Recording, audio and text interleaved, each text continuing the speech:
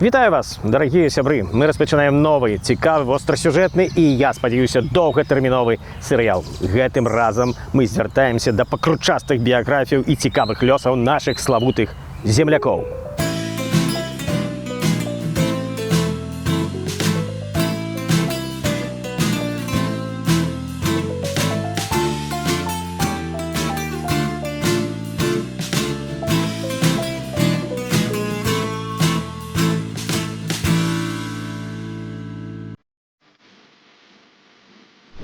І гэтых нашых землякоў, як высвятляецца, раскідвала па ўсім свеце, і большасць з іх вы выдатна ведаеце, хаця і не падазраеце, што яны ў той ці іншай ступені паходзяць з Беларусі. І вось першы з іх. Магчыма, вы здзівіцеся і запярэчыце мне, але будьце ўпэўненыя, я вас пераканаю. Выбітны гістарычны дзеяч, славуты пераможца шматлікіх бітваў імператар Наполеон Бонапарт. Мала каму вядома, але прадзед Наполеона па бацькоўскай лініі паходзіць з заходнепалескай шляхты.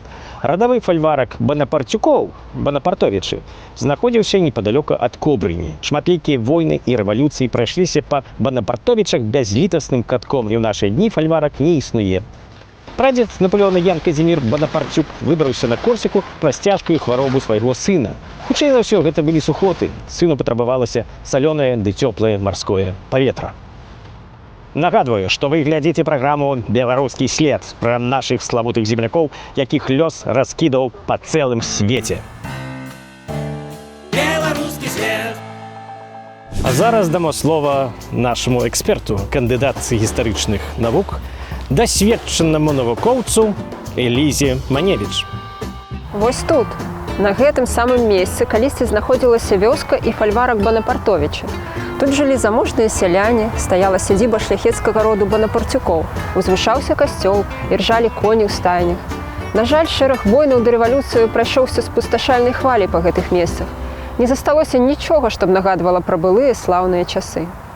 Ян Казімір Бонапарцюк разлічваў, што выберацца на чужыну часова, пакуль не чмяе сын. Але лёс склаўся так, што на Корсіцы сама сабою пачала выбудоўвацца галавакружная службовая кар'ера маладога палешука, і неўзабаве ён ужо і не думаў пра вяртанне ў родныя Бонапартовічы. Бонапарцюк аперчыканіўся, зрабіўся Буанапарте, пражыў доўгае жыццё і памёр у заможнасці. Не ведаю, ці казалі Наполеону пра яго на беларускія карані, але хутчэй за ўсё нешта такое было. Інакш чаго гэта ён бы рынуўся вызваляць ад расійскага імперыялізму Рэч Паспалітую да Вялікае княства Літоўскае? Каб не беларускія карані, навошта было пачынаць цяжкую вайну з Расіяй? А пачаў ён яе, безумоўна, таму, каб болей ніколі нага расійскага жаўнера не паганіла святую беларускую зямлю. Паўднёвыя людзі, яны ж гарачыя, што палешукі, што карсіканцы. А ўжо як склалася, так ужо склалася. Такі вось у нас з вами славуты земляк. Думаю, яго смела можна залічваць да беларусаў.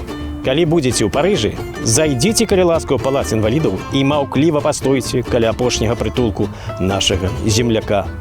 Думаю, ніхто на вас не пакрыўдзіцца, калі пасля хвіліннага маўчання вы ціха, але ўпэўнена вымавіце: «Жыве Беларусь!» Вы глядзелі праграму «Беларускі след». Далучайцеся да нас, глядзіце нас, слухайце нас, мы кепскаму не навучым. А пакуль што, да пабачэння, да новых сустрэчаў.